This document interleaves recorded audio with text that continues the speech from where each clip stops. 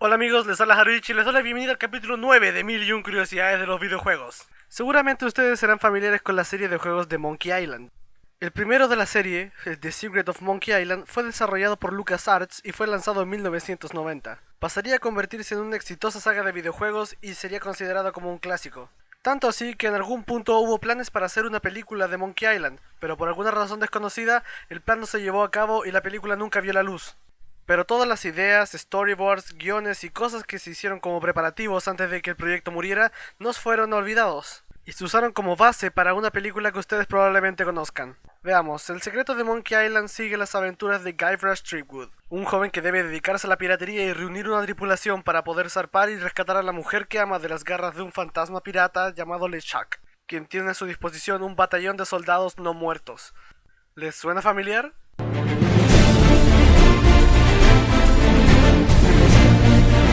Así es, muchos de los conceptos e ideas sacados de la película basada en el juego fueron llevados a Piratas del Caribe. Esto es debido a que Ted Elliott, quien iba a escribir la película de Monkey Island, luego fue a trabajar en la película de Piratas del Caribe, y se especula que rehusó muchos de los conceptos que había conseguido para la película basada en el videojuego. Estos incluyen una tripulación pirata zombie, una sacerdotisa vudú que vive en el medio de un pantano, una ciudad hecha completamente de barcos encallados, y una terrible maldición vudú que afecta al villano. Curiosamente, Ron Gilbert, el creador del juego Monkey Island, admitió haber sido inspirado por el juego mecánico de Piratas del Caribe en Walt Disney World, del cual obviamente la película de Disney también está basada. Y ya que estamos hablando de Monkey Island, el juego también tiene algunas curiosidades de las que podríamos hablar. Por ejemplo, en el original Monkey Island, si uno presiona las teclas Control W en cualquier momento del juego, el juego te da la opción de si quieres ganar instantáneamente. Si uno dice que sí, el juego te otorga automáticamente 800 puntos y luego empiezan a rodar los créditos. Una vez que los créditos han terminado, el juego te manda un mensaje que dice apaga la computadora y vete a dormir. Esto se hizo como una broma, ya que los juegos de Monkey Island son en realidad bastante difíciles de completar. Entonces, como una respuesta a toda la gente que decía que los juegos eran demasiado difíciles, les dieron un botón con el cual podían terminar el juego instantáneamente. Lo más divertido es que al presionar el botón, el juego te dice que has ganado 800 puntos, a pesar de que Monkey Island es un juego que no utiliza ningún tipo de puntaje. Otro easter egg como este se puede encontrar en el bosque dentro del juego. La versión original de Monkey Island se distribuyó entre 4 y 8 disquetes. El juego no abarcaba más que solamente esos disquetes. Pero en el bosque uno podría encontrar un objeto con el cual interactuar, el cual era el muñón de un árbol cortado. Si uno lo examinaba, te diría que uno podría meterse por ahí y explorar una serie de cavernas que estaban debajo. El problema es que si uno intentaba meterse a esta serie de cavernas, el juego te pediría que insertaras los discos 23, 22, 47 y 98. Algunos dicen que para la versión en CD de Monkey Island se removió esta pequeña broma porque algunas personas no entendieron que era una broma y llamaron a LucasArts para decir que le faltaban algunos discos con su juego. Y ya que estamos hablando de historia, cerca de la época de los 90, en cuando los juegos de aventuras gráficas de este tipo eran bastante populares, existían dos importantes compañías que los creaban. Una era LucasArts y la otra era Sierra. Ambas compañías tenían una filosofía bastante diferente cuando se refería a cómo se creaban sus juegos. En particular, Sierra creaba juegos bastante complicados en los cuales morir era bastante fácil. En cambio, los juegos de LucasArts, a pesar de que también eran bastante difíciles, era casi imposible morir. Y es por esto en que el secreto de Monkey Island número 1, los amigos de LucasArts decidieron hacer una pequeña burla a los de Sierra. Cuando el jugador llega por primera vez a la famosa Monkey Island, existe una montaña, la cual tiene un acantilado. Bajo circunstancias normales, el juego no te dejaría hacer clic fuera de algún terreno en el que no puedas caminar, pero en esta montaña en particular uno puede hacer clic en el aire y Guybrush caminará hacia su muerte hacia el borde del acantilado. Una vez que ha caído, aparecerá una ventana idéntica a las que usan los juegos de Sierra para anunciar que el jugador ha muerto. Luego Guybrush rebotará del fondo del acantilado y subirá de vuelta a la punta de la montaña como si nada hubiera pasado. Pero esto no quiere decir que no existieran maneras de morir en Monkey Island también. Una de las habilidades más remarcables de Guybrush Threepwood, el protagonista de Monkey Island, es que tiene la habilidad de aguantar la respiración por 10 minutos completos. A esto se le hace referencia en varios juegos, particularmente en el primero en el que hay que resolver puzzles subacuáticos mientras Guybrush aguanta la respiración por varios minutos. Y a pesar de que 10 minutos es bastante tiempo para resolver el puzzle que se le entrega al jugador, si uno deja que el personaje se quede bajo el agua más de 10 minutos, este se ahogará y morirá, y será un game over. Curiosamente, esta es la única manera que existe en todo el juego para perder o para morir. No existe ninguna otra en ninguna otra parte, ni tampoco en ninguna otra parte de la serie. A esto se le hizo un homenaje más tarde en el tercer juego de la serie, en La Maldición de Monkey Island. Cuando uno llega a la isla Blood, hay una playa en la cual uno puede interactuar con el agua.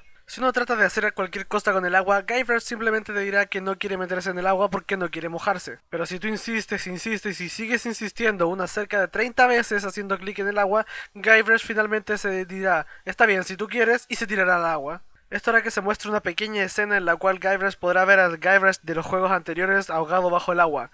El Guybrush del tercer juego dirá, bueno, creo que no pudo aguantar la respiración durante 10 minutos. Y ahora algo completamente diferente. En Batman Arkham City, si uno tiene la dificultad en medio o difícil, se puede hacer un easter egg bastante divertido. Uno saca el aparato conocido como secuenciador criptónico, y mientras lo está operando, mantiene apretados los botones LR o los gatillos LZ y RZ en el Xbox, y luego se giran los análogos, el análogo derecho en la dirección de las manecillas del reloj y el análogo izquierdo en la dirección contraria. Se sigue haciendo esto durante otros 10 segundos y luego cuando salgas verás que Batman le han crecido la cabeza y las manos. Pero no solamente Batman, todos los personajes del juego se le crece la cabeza y las manos cuando se usa este truco. Y ahora volvemos a cambiar el tema. Ustedes ya deben ser familiares con la saga de juegos de Resident Evil. Algunas de las cosas más recordadas del primer juego de la saga, Resident Evil 1, es que los diálogos eran un tanto mal escritos. Muchas de las frases que se pronunciaron en el juego se convirtieron en infames frases conocidas como algunas de las peores que se han lanzado en cualquier videojuego. En un punto del juego, uno de los protagonistas, Jill Valentine, se encuentra atrapada dentro de un cuarto cuyo techo está bajando lentamente. Al escapar con un poco de ayuda de su compañero Chris Redfield, Chris exclama, "Casi te convertiste en un sándwich de Jill". Oh, Barry! That was too close. You were almost a Jill sandwich. You're right. Barry, thanks for saving my life. A esta frase se le hace un homenaje en el juego Dead Rising, en el cual dentro del centro comercial se puede encontrar una tienda de comida rápida que lleva por nombre los sándwiches de Jill. Y ahora por alguna curiosidad que no está dentro del juego exactamente, sino dentro de una consola. La Sega Dreamcast fue la última consola en ser lanzada por Sega, en 1990. La consola fue descontinuada en 2001 y hasta la fecha Sega no ha lanzado ningún otro hardware para jugar videojuegos. Cerca de la fecha de la muerte de la consola, enero del 2001, se lanzó un juego llamado Sega Smash Pack Volumen 1. Este era un juego que contenía 12 juegos diferentes de la consola Sega Genesis, la consola que fue la predecesora de la Dreamcast. En esa época existía un grupo de hackers llamado Ekelon, que eran los que se encargaban de piratear todos los juegos que se lanzaban para la consola de Dreamcast. Cuando los hackers pusieron sus manos sobre este Sega Smash Pack y trataron de piratearlo para hacer que el juego estuviera disponible gratis, se encontraron con una pequeña sorpresa. Los hackers lograron usar los archivos dentro de este juego para hacer que la consola de Sega Dreamcast corriera cualquier juego de la consola Sega Genesis que se haya hecho. Así que no solamente lograron piratear un juego, sino que lograron piratear docenas de juegos al mismo tiempo. ¿Cómo lograron hacerlo? Bueno, tuvieron ayuda desde dentro. Resulta que dentro de los archivos del juego, los hackers de Echelon encontraron un archivo que llevaba el nombre de su compañía, echelon.txt. Este archivo de texto contenía instrucciones detalladas de cómo usar los archivos dentro del juego para crear una consola virtual dentro de la Dreamcast que le permitiría jugar todos los juegos de Genesis. Este texto estaba firmado por un tal Gary. Cuando esto se dio a la luz, fue claro que el responsable de todo esto era Gary Lake, el programador en jefe del juego de Sega Smash Pack, quien, sabiendo que no serían más juegos para la consola, decidió poner esto dentro del juego para que los fans tuvieran algo que hacer mientras tanto. Obviamente, Gary Lake fue despedido como programador en Sega, pero actualmente trabaja como director de tecnologías para Capcom. Y ahora para terminar, vamos con un juego un tanto menos conocido. Hace tiempo se lanzó un juego que se llamaba La Sociedad de los Escritores Secretos. Era un juego educativo que le enseñaba a los niños cosas como puntuación, la estructura de las oraciones y ese tipo de cosas. Algunas de las cosas que este software podría hacer era leer palabras a los niños, algo parecido al Loquendo. Los niños podían escribir palabras que no conocieran y luego el programa las dictaría en voz alta para decirles cómo se pronuncian correctamente. Pero aparentemente al programa no le gustaba leer párrafos muy largos. Si uno le proporcionaba al lector de texto más de 4 líneas de texto para leer, no siempre ponía las palabras que correspondían en su lugar. De hecho, el programa comenzaría a reemplazar palabras al azar por obscenidades.